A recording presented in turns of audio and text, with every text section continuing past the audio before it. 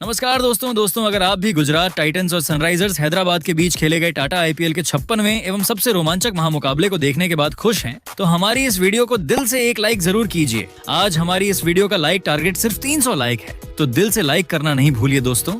IPL के 56वें एवं सबसे रोमांचक सांसों को रोक देने वाला महामुकाबला आज टाटा आईपीएल के इतिहास की दो सबसे खतरनाक टीमों के बीच खेला गया, जहां पर आज शुभमन गिल की कप्तानी वाली गुजरात टाइटंस के सामने पैट कमिंस की कप्तानी वाली सनराइजर्स हैदराबाद की टीम नरेंद्र मोदी स्टेडियम अहमदाबाद के होम ग्राउंड पर मौजूद थी। अहमदाबाद के भव्य नरेंद्र मोदी स्टेडियम में आज माहौल बिल्कुल फाइनल जैसा था। चारों तरफ नारंगी और नीली जर्सियों का समंदर उमड़ पड़ा था। टॉस के वक्त जब पैट कमिंस ने सिक्का अपने नाम किया तो उनके चेहरे पर आत्मविश्वास साफ झलक रहा था। उन्होंने बिना एक पल गंवाए पहले गेंदबाजी चुन ली। ये फैसला सिर्फ टॉस जीतने का नहीं बल्कि दिमागी चाल का हिस्सा था, क्योंकि पिच पर मौजूद हल्की नमी नई गेंद को खतरनाक बना सकती थी और हैदराबाद इसी मौके का फायदा उठाना चाहती थी। अब बारी थी गुजरात टाइटंस की बल्लेबाजी की। स्टेडियम का शोर अचानक और तेज हो गया, क्योंकि मैदान पर उतर रहे थे गुजरात के दो सबसे बड़े सितारे। एक तरफ थे टीम के कप्तान और प्रिंस कहे जाने वाले शुभमन गिल, तो दूसरी ओर इंग्लैंड के विस्फोटक बल्लेबाज जॉस बटलर। दोनों बल्लेबाज शुरुआत में बेहद शांत दिखाई दिए। ऐसा लग रहा था मानो वे गेंदबाजों को पहले परखना चाहते हों। हर गेंद को ध्यान से खेलते हुए उन्होंने शुरुआत में जोखिम लेने से बचा, लेकिन यह सन्नाटा ज्यादा देर टिकने वाला नहीं था। पारी का दूसरा ओवर लेकर आए युवा गेंदबाज नीतीश कुमार रेड्डी। पहली कुछ गेंदों को देखने के बाद शुभमन गिल ने अचानक अपना गियर बदल दिया। रेड्डी की बाहर जाती गेंद पर गिल ने ऐसा शानदार कवर ड्राइव खेला कि गेंद बिजली की रफ्तार से बाउंड्री लाइन के पार जा पहुंची। पूरा स्टेडियम तालियों और शोर से गूंज उठा। उस शॉट में क्लास भी थी, कॉन्फिडेंस भी था और एक साफ संदेश भी कि आज गिल रुकने वाले नहीं हैं। हैदराबाद के गेंदबाजों के चेहरे पर हल्का दबाव साफ दिखाई देने लगा था, लेकिन क्रिकेट में कहानी पलटने में ज्यादा वक्त नहीं लगता। उसी ओवर में गेंदबाजी करने आए प्रफुल्ल हिंगे और उन्होंने ऐसा वार किया जिसने मैच का माहौल ही बदल दिया। हिंगे ने बड़ी चालाकी से लेंथ गेंद डाली। गिल ने मौका देखते ही बड़ा शॉट खेलने की कोशिश की।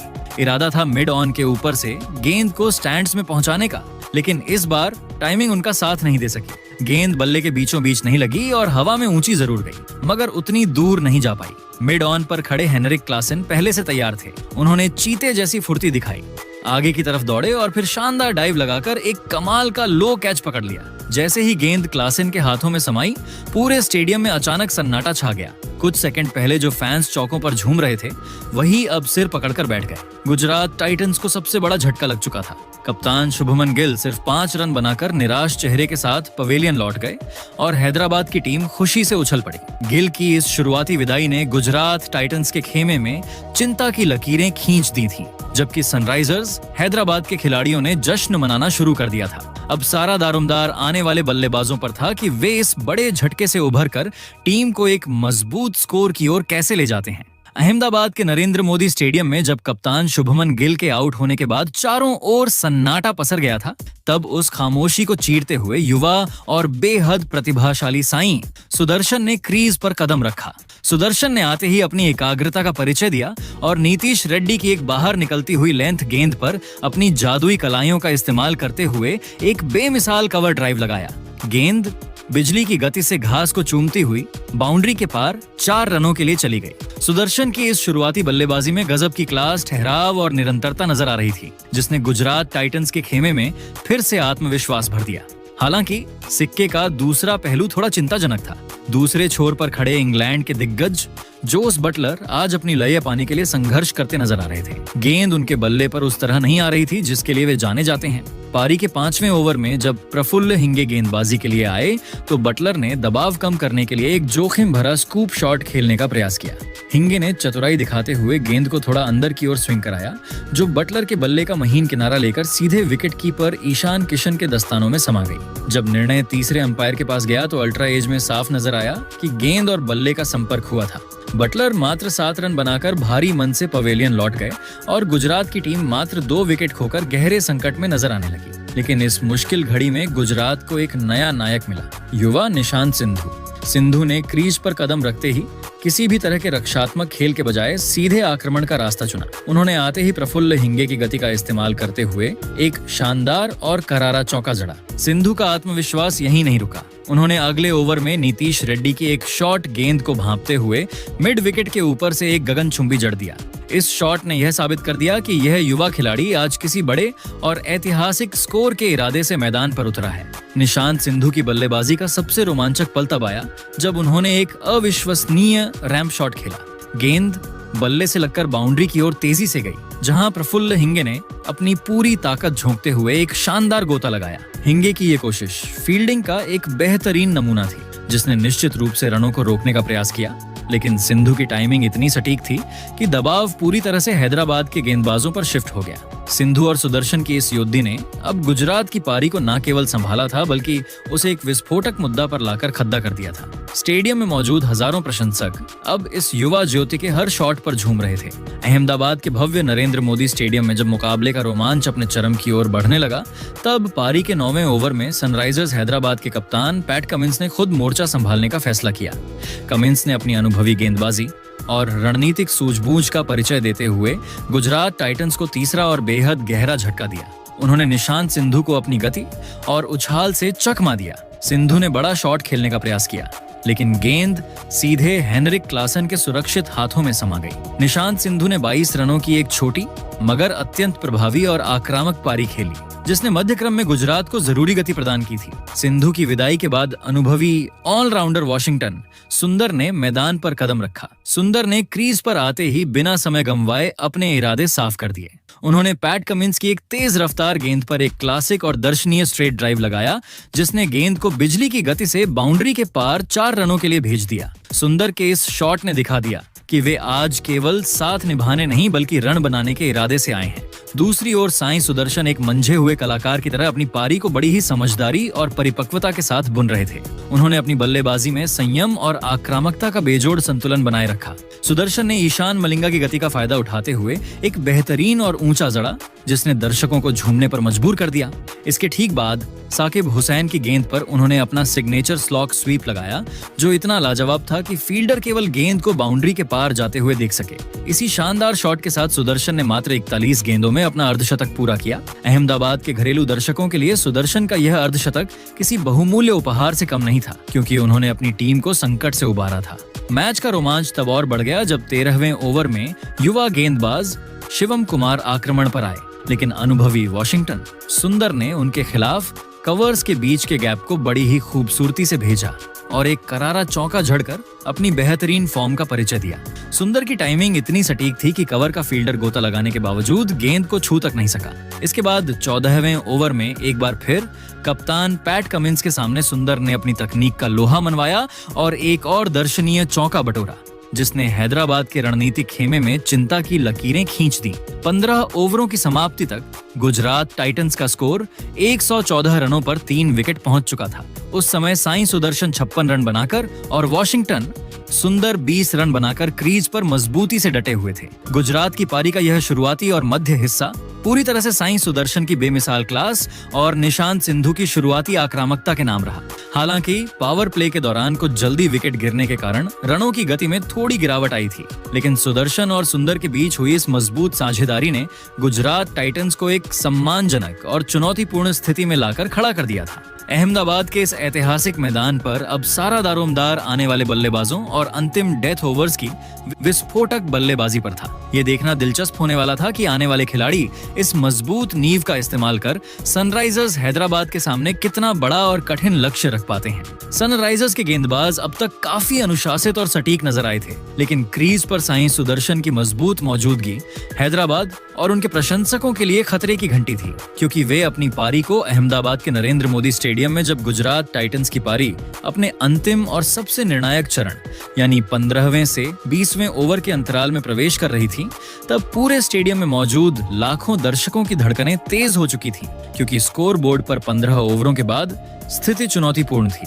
और यहां से रनों की गति को रॉकेट की रफ्तार देना अनिवार्य था। पारी का 16वां ओवर लेकर जब सनराइजर्स हैदराबाद के खतरनाक गेंदबाज ईशान मलिंगा आक्रमण पर आए, तो उनके सामने क्रीज पर जमे हुए साईं सुदर्शन मौजूद थे। मलिंगा ने इस ओवर की दूसरी ही गेंद शॉर्ट पिच फेंकी, जिस पर सुदर्शन ने अपनी शानदार टाइमिंग का मुजाहिरा पेश किया और गेंद की लंबाई को जल्दी भांपते हुए क्रीज में गहराई का इस्तेमाल किया और उसे मिड विकेट के ऊपर से एक रोलिंग बाउंड्री यानी चौके के लिए भेज दिया। हालांकि मलिंगा ने इसके बाद जबरदस्त वापसी की और सुदर्शन को अगली गेंदों पर बांधे रखा। अहमदाबाद के नरेंद्र मोदी स्टेडियम में जब गुजरात टाइटंस की पारी अपने अंतिम और सबसे रोमांचक मोड़ पर पहुंची तो दर्शकों का उत्साह 7वें आसमान पर था। असली ड्रामा और रोंगटे खड़े कर देने वाला खेल 17वें ओवर में शुरू हुआ, जब सनराइजर्स हैदराबाद के युवा तेज गेंदबाज साकिब हुसैन गेंदबाजी के लिए वापस आए। क्रीज पर मौजूद साई सुदर्शन उस समय पूरी तरह से सेट हो चुके थे और एक बड़ी पारी की ओर बढ़ रहे थे। ओवर की दूसरी गेंद पर सुदर्शन ने कुछ हटकर करने की योजना बनाई और साकिब की गति का इस्तेमाल करते हुए एक स्कूप शॉट खेलने का साहसी प्रयास किया, लेकिन भाग्य ने उनका साथ नहीं दिया। गेंद बल्ले के एकदम निचले हिस्से क्यूब बैंड पर जा लगी और हवा में तैरती हुई शॉर्ट थर्ड मैन पर खड़े प्रफुल्ल हिंगे के हाथों में एक सीधा और आसान कैच थमा बैठी। साई सुदर्शन की उस बेहद सराहनीय जुझारू और संघर्षपूर्ण पारी का अंत हुआ, जिसने गुजरात को एक मजबूत आधार दिया था। सुदर्शन की विदाई के साथ ही 60 रनों की एक महत्वपूर्ण साझेदारी भी टूट गई, जिसने हैदराबाद को वह बड़ी सफलता दिलाई जिसकी उन्हें खेल के इस मोड़ पर सख्त तलाश थी। सुदर्शन के जाने के बाद वॉशिंगटन सुंदर ने मोर्चा संभाला। सुंदर ने आते ही अपनी एकाग्रता दिखाई और इसी ओवर की अंतिम गेंद पर साकिब हुसैन की यॉर्कर डालने की कोशिश को नाकाम कर दिया।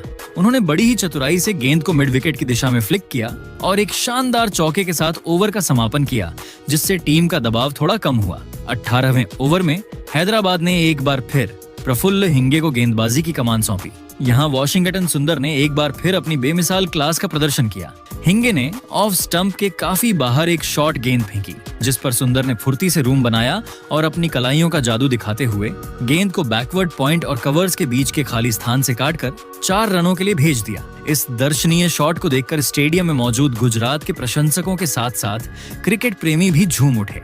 मुकाबले का रोमांच 19वें ओवर में अपनी चरम सीमा पर पहुंच गया, जब ईशान मलिंगा एक बार फिर अपनी आग उगलती रफ्तार के साथ आक्रमण पर वापस आए। ओवर की पहली ही गेंद पर मलिंगा के पास जसन होल्डर को आउट करने का एक सुनहरा मौका था, लेकिन उन्होंने अपनी ही गेंद पर एक मुश्किल कैच छोड़ दिया। होल्डर को मिले इस जीवन दान ने हैदराबाद के खेमे में मायूसी और गुजरात के खेमे में राहत पहुंचाई, लेकिन असली आकर्षण तो वॉशिंगटन सुंदर थे, जो आज एक अलग ही धुन और आत्मविश्वास के साथ बल्लेबाजी कर रहे थे। सुंदर ने मलिंगा की एक तेज शॉट गेंद को बड़ी ही निडरता से पुल करते हुए डीप स्क्वायर लेग की सीमा रेखा के बाहर पहुंचाया। इसके तुरंत बाद एक लो फुल टॉस गेंद पर उन्होंने एक अविश्वसनीय और हैरतअंगेज स्कूप शॉट खेला, जिसने गेंद को फाइन लेग की बाउंड्री के पार पहुंचा दिया। सुंदर की यह बल्लेबाजी देखकर मलिंगा भी हैरान नजर आए। इसी ओवर की अंतिम गेंद पर सुंदर ने मलिंगा की एक और फुल टॉस गेंद को निशाना बनाया और उसे डीप मिड विकेट के ऊपर से एक छपटे और गगनचुंबी के लिए भेज दिया।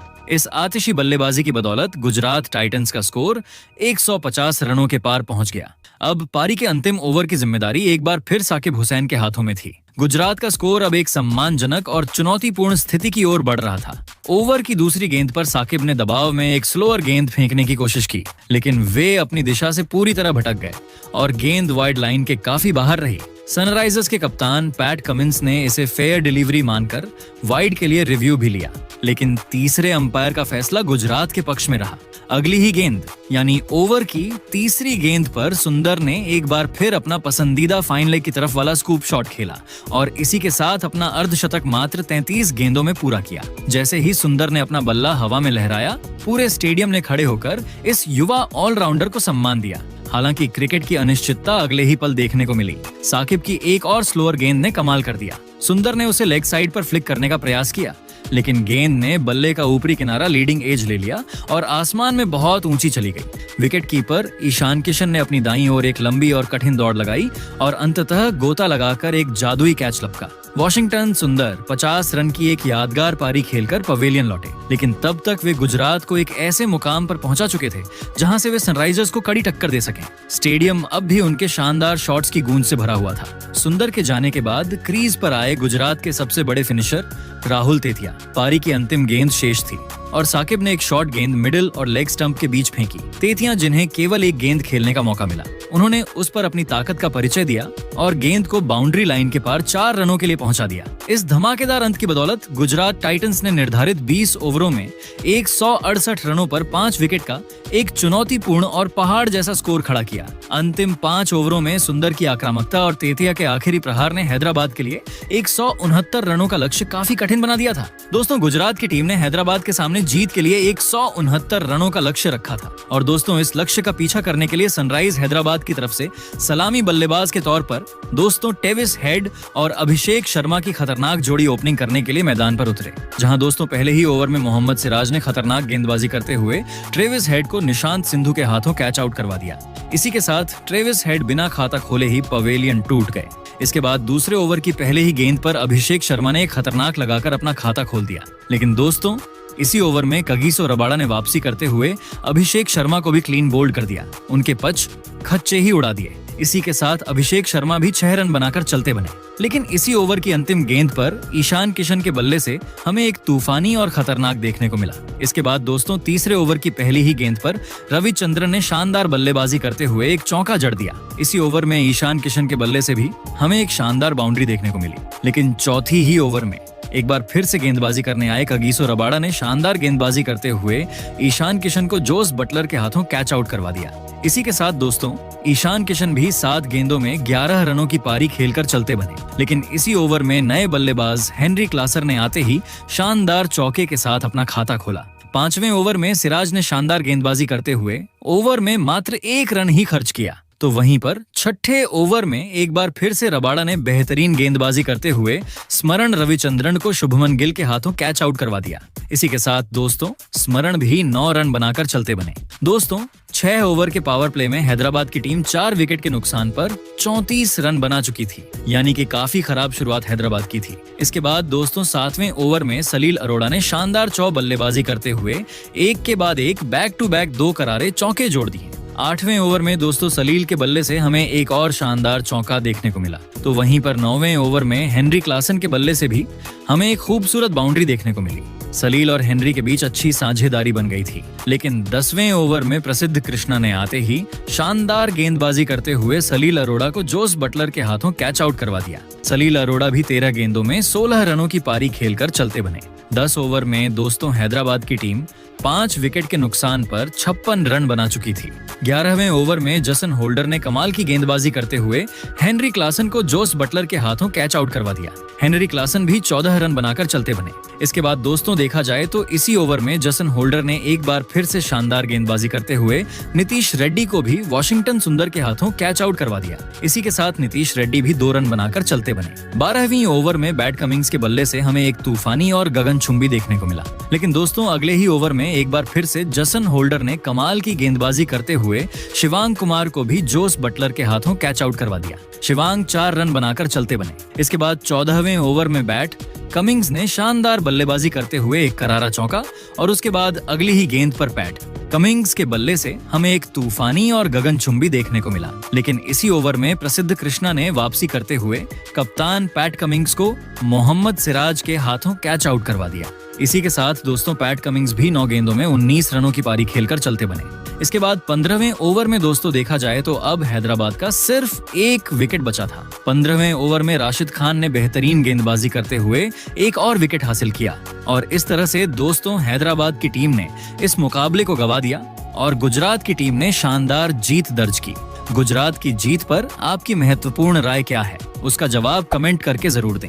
जैसे ही मुकाबला खत्म हुआ वैसे ही IPL 2026 की पॉइंट्स टेबल में ऐसा भूचाल आया कि कुछ टीमों की किस्मत चमक गई तो कुछ टीमों के सपने लगभग टूट गए। अब हालत यह हो चुकी है कि हर एक गेंद, हर एक रन और हर एक विकेट प्लेऑफ का भविष्य तय कर रहा है। पूरे टूर्नामेंट का रोमांच अब 7वें आसमान पर पहुंच चुका है क्योंकि सभी टीमें अपने 11 से 12 मुकाबले खेल चुकी हैं और अब सिर्फ आखिरी कुछ मुकाबले बाकी हैं। यही मुकाबले तय करेंगे कि कौन सी 4 टीमें सुपर 4 में पहुंचेंगी और किस टीम का सफर यहीं खत्म हो जाएगा। अगर सबसे नीचे की टीमों की बात करें तो लखनऊ सुपर जायंट्स और मुंबई इंडियंस का सफर लगभग समाप्त हो चुका है। दोनों टीमों ने 11 मुकाबले खेले लेकिन सिर्फ 3-3 जीत हासिल कर पाई। अब इनके पास इतने मुकाबले नहीं बचे कि ये 16 पॉइंट्स तक पहुंच सकें। यानी अब यह दोनों टीमें सिर्फ दूसरे टीमों का खेल बिगाड़ सकती हैं। और IPL में जब कोई टीम बाहर होने लगती है तब वही टीम सबसे ज्यादा खतरनाक बन जाती है क्योंकि उसके पास खोने के लिए कुछ नहीं बचता। कोलकाता नाइट राइडर्स की हालत भी बहुत नाजुक बनी हुई है। टीम के पास अभी उम्मीद बाकी है लेकिन अब उन्हें हर मैच फाइनल की तरह खेलना होगा। एक भी हार और कहानी खत्म। दिल्ली कैपिटल्स की हालत भी कुछ ऐसी ही है। उन्हें अपने बाकी दोनों मुकाबले जीतने होंगे और साथ ही दूसरी टीमों के रिजल्ट पर भी निर्भर रहना पड़ेगा। यानी दिल्ली के लिए अब सिर्फ अच्छा खेलना काफी नहीं होगा। किस्मत का साथ भी जरूरी होगा। राजस्थान रॉयल्स और चेन्नई सुपर किंग्स की टीमें अभी भी मजबूत स्थिति में हैं। राजस्थान को अपने बचे हुए मुकाबलों में कम से कम 2 जीत चाहिए, जबकि चेन्नई सुपर किंग्स को सिर्फ 1 जीत और प्लेऑफ का दरवाजा लगभग खुल जाएगा। लेकिन असली घमासान Punjab Kings, Sunrisers Hyderabad, royal Challengers Bengaluru और गुजरात टाइटंस के बीच देखने को मिल रहा है। पंजाब किंग्स की टीम फिलहाल चौथे स्थान पर मौजूद है और उनके पास 13 पॉइंट्स हैं, लेकिन उन्हें भी आराम करने का मौका नहीं है क्योंकि पीछे की टीमें लगातार दबाव बना रही हैं। अगर पंजाब यहां से 2 मुकाबले जीत जाती है तो प्लेऑफ लगभग तय हो जाएगा, लेकिन एक छोटी सी गलती उन्हें बाहर भी कर सकती है। सनराइजर्स हैदराबाद ने आज की जीत के साथ पॉइंट्स टेबल में जोरदार छलांग लगाई है। टीम के पास अब 14 पॉइंट्स हो चुके हैं और प्लेऑफ की दहलीज पर खड़ी है। अगर हैदराबाद अपने बाकी दोनों मुकाबले जीत लेती है तो सिर्फ प्लेऑफ ही नहीं बल्कि टॉप 2 में भी जगह बना सकती है, और टॉप 2 का मतलब होता है फाइनल में पहुंचने के 2 मौके। यही वजह है कि अब हैदराबाद की टीम बाकी टीमों के लिए सबसे बड़ा खतरा बन चुकी है। रॉयल चैलेंजर्स बेंगलुरु की टीम भी शानदार फॉर्म में दिखाई दे रही है। 14 पॉइंट्स के साथ टीम दूसरे स्थान पर मौजूद है और सिर्फ 1 जीत उन्हें प्ले ऑफ में पहुंचा सकती है। लेकिन आरसीबी के फैंस अच्छी तरह जानते हैं कि यह टीम आखिरी समय में कितना बड़ा ड्रामा कर सकती है, इसलिए अब हर मुकाबला उनके लिए भी बेहद अहम बन चुका है। और अब बात करते हैं नंबर 1 टीम गुजरात टाइटंस की। गुजरात की टीम ने इस सीजन जिस तरह का क्रिकेट खेला है उसने बाकी सभी टीमों को पीछे छोड़ दिया है। 16 पॉइंट्स के साथ गुजरात टाइटंस प्ले ऑफ में पहुंचने वाली पहली टीम बन चुकी है। अगर टीम अपने बाकी दोनों मुकाबले भी जीत जाती है तो 20 पॉइंट्स के साथ टेबल टॉपर बनेगी और फिर सीधे फाइनल तक पहुंचने का रास्ता आसान हो जाएगा। शुभमन गिल की कप्तानी में ये